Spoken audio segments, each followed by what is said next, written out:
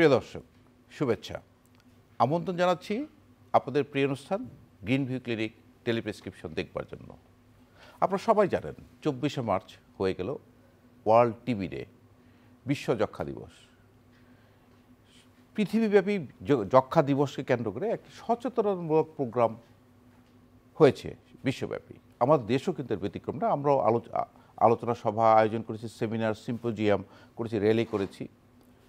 কেন world TB day পালন করা হচ্ছে, এই বিষয়টি নিয়ে সাজিয়েছে আজকের অনুষ্ঠান। আমাদের সাথে আছেন chest and heart association of বাংলাদেশের সম্মানিত সভাপতি ডাক্তার মোহাম্মদ জহুরুল ইসলাম শাকিল। তার পাশে আছেন chest and heart association of বাংলাদেশের মহাসচিব ডাক্তার গোলাম সারোয়ার লিয়াকত হোসেন ভুইয়া। আপনাদের দুজনকে স্বাগত জানাচ্ছি আমাদের স্টুডিওতে। আপনাকে স্বাগত। প্রথমেই আমি জানতে চাচ্ছি ডাক্তার গোলাম সারোয়ার লিয়াকত হোসেন ভুইয়া আপনার কাছে, যে এইবারের যে প্রতিবদ্ধ বিষয়টি কী ছিল? ধন্যবাদ আপনাকে। প্রতি বছরে 24শে মার্চ ওয়ার্ল্ড টিবি পালন করা হয়। ওয়ার্ল্ড টিবি পালনের প্রত্যেক বছরে এক একটা থিম থাকে। এই বছরের যে থিম ছিল yes we can end TB, যার বাংলাতে দাঁড়ায় যে আমরা যদি প্রতিশ্রুতিবদ্ধ হই এবং এই খাতে বিনিয়োগ অব্যাহত থাকে এবং সেবার মাধ্যমে আমরা টিবি মহামারী 2035-এর মধ্যে শেষ করতে পারবো এবং পৃথিবীর থেকে টিবি নির্মূল 2045-এর পথে এগিয়ে যেতে পারবো।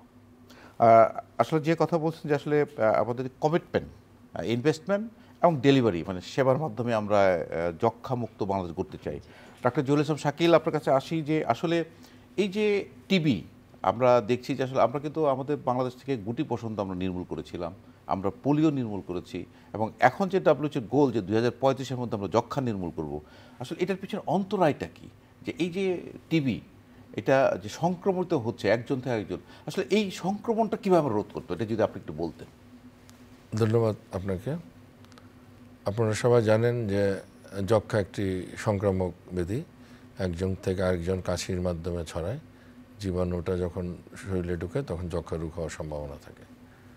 তাই আমাদের প্রথম যেটা করতে হবে, যক্ষ্মা প্রিভেন্ট করতে হবে, যাতে না ছড়াতে পারে সেটার ব্যবস্থা করতে হবে। সেই ব্যবস্থা করতে গেলে আমাদের যেটা করতে হবে কেস আইডেন্টিফিকেশন, মানে যার যক্ষ্মা হয়েছে তাকে আইডেন্টিফিকেশন করে তাকে সম্পূর্ণ 6 মাস চিকিৎসা দিতে হবে। তার আশেপাশে যারা আছে তাদেরও যক্ষ্মা রোগ আছে কিনা সেটা পরীক্ষা করে তাকেও আপনার চিকিৎসায় আনতে হবে এবং সর্বোপরি তাকে চিকিৎসা 6 মাস নিতে হবে। এছাড়াও যেটা আছে যে যাদের যক্ষ্মার সংস্পর্শে আসছে তাদের প্রোফিল্যাক্সিস যে ট্রিটমেন্ট দিতে হবে। আর যেটা টিকা, আমাদের বাচ্চাদের BCG ভ্যাকসিনেশন অবশ্যই প্রত্যেকটা বাচ্চাকে জন্মের পরপর BCG ভ্যাকসিন দিতে হবে, তাহলে তার মধ্যে যক্ষ্মা রোগ হওয়ার সম্ভাবনা কম থাকবে, তার প্রতিরোধ থাকবে। আমরা যদি এই কেস আইডেন্টিফিকেশন করতে পারি এবং ট্রিটমেন্ট করতে পারি এবং একজন থেকে আরেকজনকে ছড়ানো প্রতিরোধ করতে পারি, তাহলে অবশ্যই যক্ষ্মা রোগকে মানে নিয়ন্ত্রণ করা যাবে এবং যক্ষ্মামুক্ত বাংলাদেশ এবং বিশ্ব করা যাবে। অনেক ধন্যবাদ ডাক্তার জহুরুল ইসলাম শাকিল। আসলে যে জিনিসটা আমরা আপনার কাছে জানতে পারলাম যে আসলে একটি যক্ষ্মা রোগীর হাঁচি কাশির মাধ্যমে আরেকজন সুস্থ মানুষ আক্রান্ত হচ্ছে, আমরা যদি পরিবারের মধ্যে কেমন প্রোফাইলেক্সিস ট্রিটমেন্ট দিতে পারি এবং যারা যারা এই রোগী ধরা পড়ছে তাদেরকে যত দ্রুত সম্ভব আমরা চিকিৎসা করতে হবে, তাহলে ছড়ানোর হারটা অনেকটাই কমে যাবে। ডাক্তার গোলাম সারোয়ার, আপনার কাছে আসি যে আসলে এই যে সিনারিও আমরা দেখছি যে গ্লোবালি ওয়ার্মিং, অ্যালার্মিং যে সিচুয়েশনটা টিবি, আমাদের বাংলাদেশের প্রেক্ষাপটটা কেমন? আমাদের সব দেশে বিদেশে বা বিভিন্ন জায়গায় আমরা দেখি বিদেশ যাত্রার ক্ষেত্রে টিবি রোগ একটা বাধা হয়ে দাঁড়াচ্ছে, বা এই যে আমাদের বাংলাদেশ, সবাই আমাদেরকে বাংলাদেশ টিবি প্রবণ এলাকা হিসাবে চিহ্নিত করেছে, আসলে এটা একটু যদি ব্যাখ্যা করতেন। আমাদের Bangladesh 7th burden country of the world, যে টিবির মধ্যে আমরা 7ম স্থানে আছি। আমাদের কিছু ফ্যাক্টর আছে, যে ফ্যাক্টরগুলি বিশেষ করে আমাদের ওভার ক্রাউডিং, যাতে দ্রুত ছড়াতে পারে, পভার্টি একটা জিনিস আছে। তারপরে আমাদের যেহেতু টিবি প্রিভিলেন্স বেশি, সেই ক্ষেত্রে আমরা যদি টিবি এখন সারা ওয়ার্ল্ডে জোর দেওয়া হয়েছে টিবি প্রিভেন্টিভ থেরাপি, সেটারও মানে প্রচলন কম আমাদের। এই জিনিসগুলির জন্য বেসিক্যালি আমাদের দেশে এটা মানে একটু মানে সংক্রমণটা রোধ করার ডিফিকাল্ট হচ্ছে। আর আপনারা জানেন যে এটা সারা পৃথিবী জুড়ে WHO বেসিক্যালি 1993-তে টিবিকে গ্লোবাল ইমার্জেন্সি হিসাবে ঘোষণা করেছে। তারপরের থেকে বাংলাদেশ কিন্তু ওই বছরে ডর স্ট্র্যাটেজি নিয়ে সারা বাংলাদেশে কিন্তু উপজেলা পর্যায়ে টিবি প্রিভেনশনের জন্য তারা কাজ করেছে এবং কাজ করার পাশাপাশি তারা কেস ডিটেকশন এবং টিবি ট্রিটমেন্টের ওদের বাংলাদেশের সাকসেস রেট কিন্তু 95%। বাট এখন কিছু জিনিস দেখা যাচ্ছে যে এর উপরে আরেকটা সমস্যা হচ্ছে ড্রাগ রেজিস্ট্যান্স টিউবারকুলোসিসও এখন দেখা যাচ্ছে এবং ড্রাগ রেজিস্ট্যান্স টিউবারকুলোসিসে কিন্তু টিবি প্রিভেনশনটাকে অনেকাংশে কঠিন করে ফেলছে। এখন আমাদের বিশেষ করে ন্যাশনাল টিউবারকুলোসিস প্রোগ্রাম, আমরা যারা চেস্টে ক্লিনিশিয়ান আছি, পাশাপাশি এনজিও বিশেষ করে ব্র্যাক, ICDDRB, ডেমিয়ান ফাউন্ডেশন, এরা সম্মিলিতভাবে যদি আমরা এই জিনিসটাকে উদ্যোগ নিয়ে এবং এই সচেতন করে চিকিৎসা করি তাহলে আমার মনে হয় যে আমরা এই জিনিসটাতে সফল হব। তো এই জিনিসটা যে সফল হওয়ার জন্য প্রথম যে কাজটি করতে হয় ডাক্তার জহুরুল ইসলাম শাকিল, যে আসলে আমরা এই টিবি রোগের যে লক্ষণগুলো আমাদের জানতে হয়, যে কখন আমরা যাব, কখন আমি মনে করবো যে আমাদের টিবি হইতে পারে, এই প্রাথমিক লক্ষণগুলো যদি আপনি একটু বলতেন। 3 সপ্তাহের বেশি যদি কারো কাশি থাকে, জ্বর থাকে, ক্ষুধামন্দা ভাব থাকে এবং কাশির সাথে রক্ত যায়, তাহলে আমরা প্রাথমিকভাবে সন্দেহ করতে পারি যে তার টিবি হওয়ার লক্ষণ আছে। এছাড়া যদি ফ্যামিলিতে কারো যদি যক্ষা হয়ে থাকে এবং আগে ট্রিটমেন্ট নিয়ে থাকে, এই ধরনের লক্ষণ থাকলে তাকে আমরা সন্দেহজনক তালিকায় রাখতে পারি এবং যখন এরকম সন্দেহজনক তালিকায় আসবে তার টিবি হওয়ার সম্ভাবনা আছে, তখন তাকে অবশ্যই কাশি এবং একটি এক্সরে পরীক্ষার মাধ্যমে তার টিবি রোগ হয়েছে কিনা সেটা আমরা শনাক্ত করতে পারবো। এই যে আমরা যে চিন্তা করছি 2035-এর মধ্যে আমরা টিবি নির্মূল করব, এই যে আপনি বলছেন যে কফ পরীক্ষা বা এক্সরের মাধ্যমে আমরা নিশ্চিত হতে হবে, তাকে যেতে হবে, যে যার এই সিমটমগুলো আছে। আমরা কিন্তু টিভিতে বিজ্ঞাপন শুনি যে 2 সপ্তাহের অধিক কাশি হইলে আপনার নিকটস্থ আপনার থানা হেলথ কমপ্লেক্সে বা নিকটস্থ সেন্টারে, স্বাস্থ্য সেন্টারে গিয়ে আপনি পরীক্ষা করে নেন।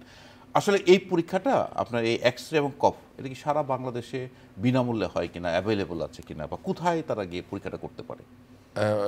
বর্তমান বাংলাদেশ সরকার প্রত্যেকটি জেলা শহরের টারশিয়ারি লেভেল এবং তারপরে ওই থানা লেভেলে স্পুটাম ফ্রি পরীক্ষা, মানে কাশিটা পরীক্ষা করা হয় এবং কিছু কিছু ক্ষেত্রে এক্সরেও ফ্রি করা হয় যাদের সন্দেহজনক আছে। এছাড়াও আমাদের বিভিন্ন প্রাইভেট পার্টনার যারা আছেন, ব্রাক, ডেমিয়ান ফাউন্ডেশন, নগর স্বাস্থ্যকেন্দ্র, সূর্যের হাসি, তারাও এই পরীক্ষাগুলো করে, ICDDRB, তারাও এই পরীক্ষাগুলো করে যক্ষা রোগ নির্ণয় করার সুব্যবস্থা আছে।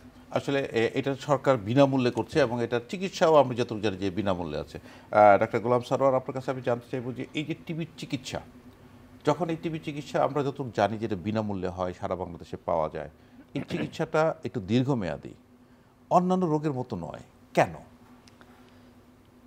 টিবির চিকিৎসা যেটা আমরা কয়েক ধাপ আছে, আমরা বলি ক্যাটাগরি 1, মডিফাইড, ড্রাগ রেজিস্ট্যান্সের জন্য সেপারেট ক্যাটাগরি আছে। টিবির যে জীবাণুগুলিকে কিছু আমরা বলি যে কয়েক ধরনের আছে। কিছু বলি র্যাপিডলি মাল্টিপ্লাইং, এরা দ্রুত সংক্রমণ করে। কিছু আবার আছে স্লোলি, আবার কিছু দেখা যায় যে সেলের ভিতরেও থাকে। তাহলে মানে আমরা 2টা গ্রুপ করি, একটা বলি ইন্টেন্সিভ ফেজ আর একটা হলো যে কন্টিনিউয়াস ফেজ। ইন্টেন্সিভ ফেজ এটা আমরা 2 মাস দিই, 4টা ড্রাগ দিই। এটার উদ্দেশ্য থাকে যাতে আমাদের করে ট্রিটমেন্ট ফেলিওর না হয় এবং দ্রুত টিবিটাকে নিয়ন্ত্রণ করা যায়। আর যে কন্টিনিউয়াস ফেজ 4 মাস দিই, সেই ক্ষেত্রে আমরা 2টা ড্রাগ দিই, রিফাম্পিসিন, INS। এটার উদ্দেশ্য থাকে পারসিস্টার, মানে 4 ড্রাগ দেওয়ার পরেও কিছু কিছু জীবাণু দেখা যায় যে সেলের ভিতরে বা আমরা বলি অ্যাসিড মিডিয়ায় বা কিছুটা সুপ্ত অবস্থায় বা স্লোলি মাল্টিপ্লিকেশন হয়, ওই মানে জীবাণুগুলির উপর যাতে কাজ করে সেই জন্য আমরা ডিউরেশনটা লং করে দিই।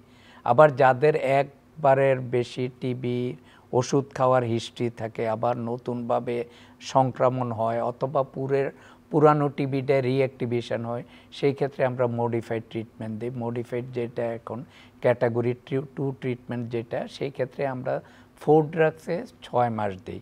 সেই ক্ষেত্রে যদি আইএনএস সেন্সিটিভ জানা থাকে সেই ক্ষেত্রে ফুড ড্রাগস চলে, আর যদি আইএনএস রেজিস্ট্যান্স হয় সেই ক্ষেত্রে আমরা সাথে লিভোফ্লক্সাসিন অ্যাড করে দিই। তারপরে যে ড্রাগ রেজিস্ট্যান্স ডিফারেন্ট টাইপের আছে, কারোর মনো রেজিস্ট্যান্স, কারোর এমডিআর টিবি, কারোর এক্সডিআর টিবি, কারোর প্রি এক্সডিআর টিবি। এমডিআর মানে যাদের আমাদের প্রধান দুইটা ওষুধ রিফাম্পিসিন আইএনএস দুইটাই যখন কার্যকর না হয় মানে রেজিস্ট্যান্স থাকে তখন আমরা এমডিআর বলি। আগে এমডিআর টিবি কিন্তু মানে বৎসরের পর বৎসর চিকিৎসা, অ্যাটলিস্ট 2 ইয়ার্স চিকিৎসা 2 লাগতো। বছর চিকিৎসা ছিল। এখন কিন্তু আমাদের দেশে একটা রেজিম বলে বিপাল রেজিম অথবা বিপালএম, সেই ক্ষেত্রে আমরা 6 মাসের মাধ্যমে ওটার চিকিৎসা করি এবং সাকসেস রেটও ভালো। এবং আগে যেটা হসপিটালে থেকে চিকিৎসা করতে হতো এখন দেখা যায় তারা অ্যাম্বুলেটরি অবস্থায় বাসায়ও এই চিকিৎসা চালাতে পারে। তাহলে তো এটা আসলে আমাদের কাছে একটু সহজলভ্য হয়েছে যে যাতে রোগীরা বাসায় থেকে ওষুধ পাচ্ছে, যেমনটি নর্মাল টিবি যেটা আপনি বলছিলেন যে স্বাভাবিক টিবির ক্ষেত্রেও কিন্তু আমরা ডটস থেরাপির মাধ্যমে কিন্তু ট্রিটমেন্টটা নেওয়া হচ্ছে। ডাক্তার জহুরুল ইসলাম শাকিল, এই যে টিবির ওষুধ নিয়ে অনেক ধরনের কথা আছে, কিছু রোগী আছে ওষুধ খাওয়ার পর বন্ধ করে দিতে চায়, 15 দিন 20 দিন খাওয়ার পর তার ভালো লাগে, সে বলে আমি তো ভালো হয়ে গেছি, খেতে চাই না। আবার কারো কারো আছে যে ওষুধটা খাওয়ার সাথে সাথে প্রস্রাবটা লাল হয়, সে ভয় পেয়ে যায়, রক্ত যাচ্ছে। আসলে এই যে টিবির ওষুধগুলোর যে সাইড ইফেক্টগুলো, যেটা আসলে সব পাবলিক যারা তাদের জানা উচিত, সেই সাইড ইফেক্টগুলো যেটা বলতেন আপনি। ধন্যবাদ, আপনার একটি ভালো কোশ্চেন করেছেন। টিবির ওষুধ শুরু করলে 10-15 দিন পরে রোগী একটু ভালো ফিল করে, কিন্তু আপনাদের সবার জানতে হবে যে এটা একটি দীর্ঘমেয়াদী চিকিৎসা, 6 মাস চিকিৎসা করতে হয় এবং 6 মাস চিকিৎসা করলেই রোগী সম্পূর্ণ ভালো হবে। তাই যারা 15 দিন 20 দিন 1 মাস পরে ওষুধ বন্ধ করে দেন তারা প্রাথমিকভাবে ভালো থাকে, কিন্তু যেটা মানে সমস্যা হয় সেটা হলো সেই টিবির ড্রাগের প্রতিরোধ ক্ষমতা কমে যায়, ড্রাগ রেজিস্ট্যান্স যেটা এখন ভবিষ্যতের জন্য এমডিআর টিবি যেটা বলে মাল্টি ড্রাগ রেজিস্ট্যান্স হওয়ার সম্ভাবনা বেশি থাকে। আর যে কোনো ওষুধেরই কিছু সাইড ইফেক্ট থাকবে, তার মধ্যে একটা টিবির ওষুধটা খেলে প্রস্রাব লাল হয়, কিছুটা চুলকানি ভাব হতে পারে, বমি বমি ভাব হতে পারে। সেটা হলো একটা ওষুধের মধ্যে যেটা কিছু পানি বেশি খেলে, কিছু ওষুধ খেলে এটা ঠিক হয়ে যায়। এছাড়াও যেটা টিবির যেটা সবচেয়ে বেশি হতে পারে সেটা হলো ড্রাগ ইনডিউস হেপাটাইটিস, মানে টিবির ওষুধ খেলে জন্ডিস হতে পারে। সেই ক্ষেত্রে আমরা ড্রাগটা বন্ধ করে দিলে আবার যখন নর্মাল চলে আসে লিভার ফাংশন, তখন আমরা সেই ড্রাগটাকে আবার শুরু করতে পারি, যে হতে পারে। এছাড়া কিছু ড্রাগের আছে চোখে, বাচ্চাদের চোখে সমস্যা হতে পারে। এছাড়া আছে কিছু মানে কিছুটা হাইপার সেন্সিটিভ রিঅ্যাকশন, চুলকানি হতে পারে। এছাড়াও হতে পারে একটু সাইকোলজিক্যাল একটু সমস্যা হতে পারে, ঘুমের সমস্যা হতে পারে। সেই জিনিসগুলো হলে আপনি অবশ্যই যেই ডক্টর সাহেব আপনাকে চিকিৎসা দিয়েছে অথবা যে কোনো একটা ডক্টর সাহেবের সাথে আপনি যোগাযোগ করবেন। না, এই জন্যই তো ডটস থেরাপিটা যে রুগীকে ওষুধ খাওয়াই দেওয়া হচ্ছে, একটা হলো যে তাকে ওষুধ খাওয়াটা নিশ্চিত করা হলো একটা, তার কোনো সাইড ইফেক্ট আছে কিনা সে তাকে ইনফর্ম করতে পারে। যদি কোনো গুরুত্বপূর্ণ সাইড ইফেক্ট থাকে সেক্ষেত্রে ওই হাসপাতালের চিকিৎসক তাকে চিকিৎসা করবে, সেক্ষেত্রে ওষুধ বন্ধ করাটা আসলে সমীচীন না, যেটা আপনি বলছেন। অবশ্যই চিকিৎসক ওষুধ দেবে এবং চিকিৎসকের পরামর্শে ওষুধটা বন্ধ করতে হবে।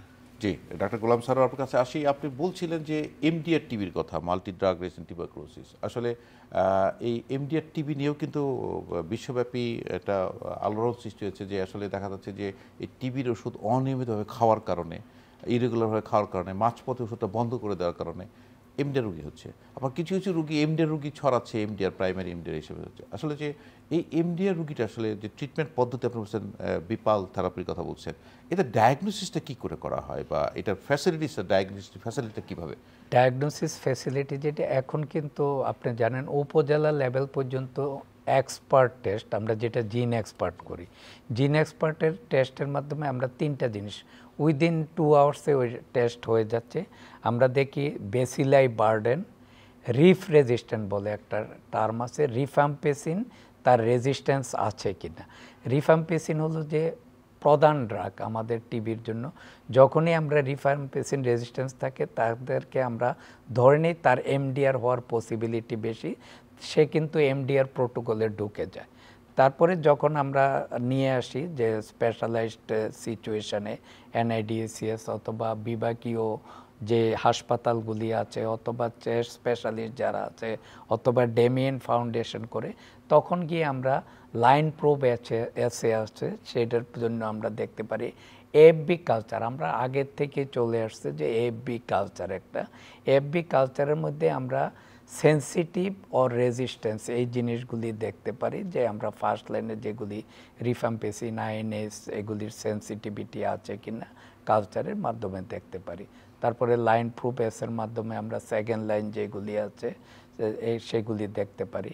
তারপরে এক্সপার্ট আউটটা যেটা প্লাস আছে, এখানেও আমরা সেকেন্ড লাইনের কিছু জিনিস রেজিস্ট্যান্স আছে কিনা দেখতে পারি। না, কিন্তু এই কালচারাল রিপোর্টটা তো আপনার একটু সময় সাপেক্ষ ব্যাপার, অনেকদিন সময় লাগে। কিন্তু আপনারা যেটা জিন এক্সপার্ট যেটা বলছেন যে উপজেলা লেভেলগুলো, সেখান থেকে তো আমরা অ্যাটলিস্ট রিফাম্পিসিনের সময় জানতে হবে যে রেজিস্ট্রেশন আছে কিনা, এবং রিফাম্পিসির রেজিস্ট্রেশন থাকলে আমরা ধরে নিই যে আইএনএস রেজিস্ট্যান্ট হওয়ার সম্ভাবনা থাকে, সেই ক্ষেত্রে আমরা চিকিৎসা দিই। আর আপনার টার্সিয়ারি লেভেল হসপিটাল যেমন আপনাদের জাতীয় বক্ষবিদ্যুৎ ইনস্টিটিউট হাসপাতাল, সেখানে এনটিআরএল একটা ল্যাবরেটরি আছে, আমরা যতটুকু জানি যে ন্যাশনাল টিবি রেফারেন্স ল্যাবরেটরি, যেখানে এই কালচারগুলো হয়, যে পরীক্ষাগুলো হয়। আর পাশাপাশি রিজিওনাল শ্যামলীতেও বোধহয় আপনাদের এই পরীক্ষাগুলো হয়। তো এই এমডিআর টিবি ট্রিটমেন্ট, এটা কি আপনি আমাদের দেশে অ্যাভেলেবল, বা তাদের ক্ষেত্রে কোনো ধরনের কোনো প্রিকশন বা কোনো খাদ্যাভ্যাসের কোনো সংযোগ করতে হয় কিনা, যে খাদ্যাভ্যাসের তালিকা সবকিছু এমডিআর এর যেগুলি ড্রাগগুলি আমরা আগে যেটা করতাম 3টা ক্যাটাগরি করতাম। ফার্স্ট ক্যাটাগরিতে থাকতো যে 3টে ওষুধ থাকতো, লিভোফ্লক্সাসিন, লিনেজোলাইড, বিডাকুলিন। সেকেন্ড ক্যাটাগরিতে আছে সাইক্লোসেরিন, ক্লোফাজেমাইড। তারপরে থার্ড যে গ্রুপ 3 যেটা, সেটার মধ্যে আছে পাইরাজিনামাইড, ইথামবিউটল, তারপরে মেরুপেনাম, তারপরে ইমিপেনাম সাইক্লোসেরিন, তারপরে প্যারামাইনোস্যালিসালিক অ্যাসিড, ইথুনোমাইড, প্রোথিনিউমাইড, এগুলির থেকে সাজাতাম। কিন্তু এখন বিপাল রেজিম আসার পরে আমরা যেটা করি বিডাকুলিনের সাথে প্রোটিউনিট, তারপরে আপনার লিনেজোলিট, তারপরে আপনার মক্সিফ্লক্সাসিন, এই ওষুধের মাধ্যমে আমরা দিই। এবং 6 মাসে দেখা যাচ্ছে যে এই ট্রিটমেন্ট দিলে যে রোগীরা মেজরিটি ক্ষেত্রে সাকসেস হয়ে যাচ্ছে। আর কারোর ক্ষেত্রে হয়তো বা লঙ্গার রেজিম লাগে, সেক্ষেত্রে 9 মাস, কারোর ক্ষেত্রে লঙ্গার যেটা আমরা বলি 12 থেকে 18 মাস পর্যন্ত দিতে হয়। ডক্টর সারোয়ার, আমরা এটা তো স্পেশাল চিজ না, আমরা কোনো কোনো সময় দেখি যে এক্সট্রা পালমোনারি টিউবারকুলোসিস, মানে টিবি যেটা আপনি বলছেন যে normal TB, MD TB, extra pulmonary, আমরা দেখি যে তার ঘাড়ে গ্ল্যান্ড আছে, গ্ল্যান্ড থেকে রস পড়ছে দিনের পর দিন, 1 দিন 2 দিন না, দীর্ঘদিন থেকে পড়ছে একটা। আবার কোনো সময় তো কারো দেখা যায় যে বগল হচ্ছে গোটা হয়ে গেছে, কারো দেখা যাচ্ছে ব্রেইন টিবি হচ্ছে।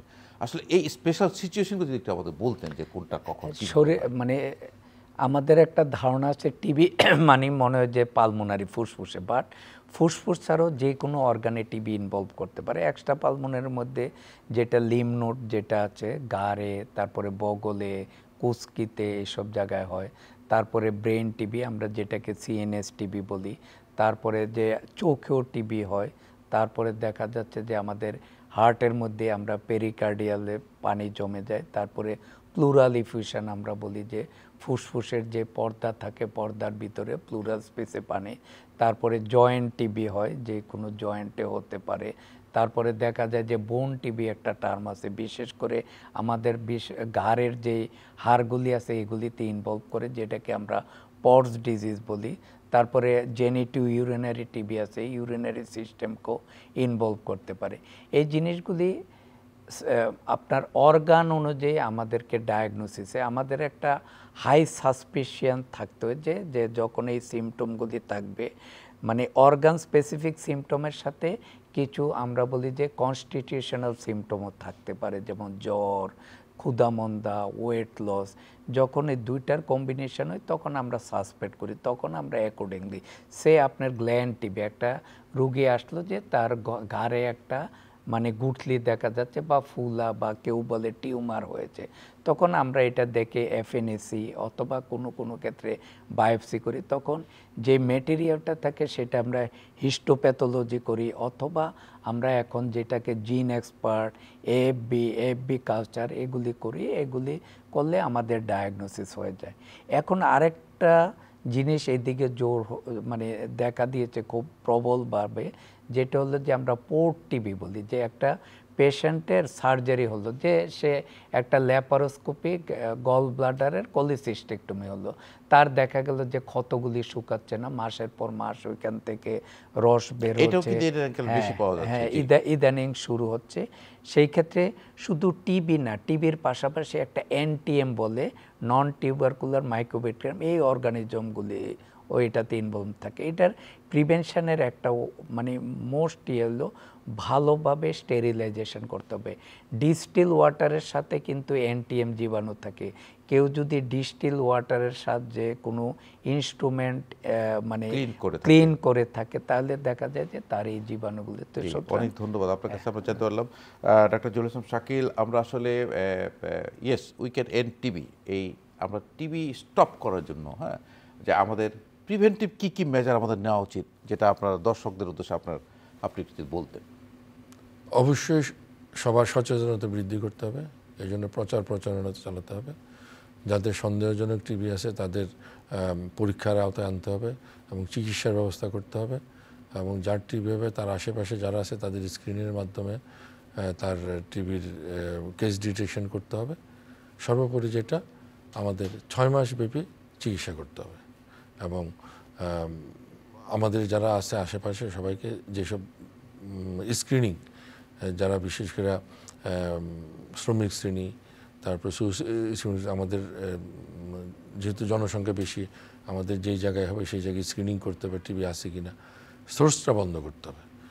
আর আমাদের যেটা আছে, আমাদের অবশ্যই কমিটমেন্ট থাকতে হবে যে আমরা টিবিকে, যক্ষ্মাকে আমরা বাংলাদেশ থেকে মুক্ত করব, এবং আমাদের সার্ভিস ডেলিভারি যাতে প্রত্যেকটা রোগী প্রত্যেকটা জায়গায় ওষুধ এবং চিকিৎসা সুবিধা পায় সেটা নিশ্চিত করতে হবে। এই জন্য সরকারের এবং যারা এই সরকার এবং প্রাইভেট তাদের প্রতিশ্রুতি থাকতে হবে, তাইলে একমাত্র যক্ষ্মামুক্ত বাংলাদেশ এবং যক্ষ্মামুক্ত বিশ্ব গড়ার আমরা সক্ষম হব, এবং yes we can end TB, সেই স্লোগান আমরা বাস্তবায়ন করতে পারব।